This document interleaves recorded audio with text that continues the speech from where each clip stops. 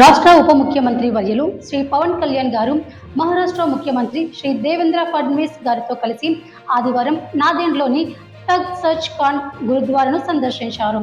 ఈ సందర్శనలో ఆయన శ్రీ గురు గోవింద్ సింగ్ సాయిబాబా సమాధి మందిరంలో ప్రత్యేక ప్రార్థనలు చేశారు. సిక్కుల 5 అత్యున్నత పీఠాలు ఒకటైన సచ్ ఖండ్ గురుద్వారాలో ప్రధాన సిక్కు మతాధికారులచే ఘనంగా స్వాగతము పలికారు.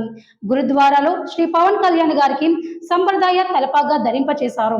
ఆయన ప్రధాన మందిరంలో శ్రీ గురు గోవింద్ సింగ్ సాయిబాబాకు ప్రార్థనలు చేసి పవిత్ర చాదర్ సమర్పించారు. అనంతరం గురుద్వారా అధికారులు ప్రముఖులచే పవిత్ర వస్త్రం, కిర్పాన్ మరియు జ్ఞాపికలను ఆయనకు అందజేశారు. శ్రీ పవన్ కళ్యాణ్ గారు మహారాష్ట్ర ముఖ్యమంత్రి శ్రీ ఫడ్నవీస్ గారితో కలిసి గురుద్వారా ప్రాంగణంలో ఏర్పాటు చేసిన ఎలక్ట్రానిక్ డొనేషన్ మెషిన్ ను ప్రారంభించారు.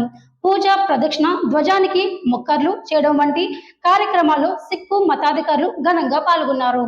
సందర్శన అనంతరం స్థానిక మీడియాతో మాట్లాడుతూ శ్రీ పవన్ కళ్యాణ్ గారు చెప్పారు, శ్రీ గురు తేగ్ బహదూర్ సింగ్ దేశానికి స్ఫూర్తినిచ్చారు.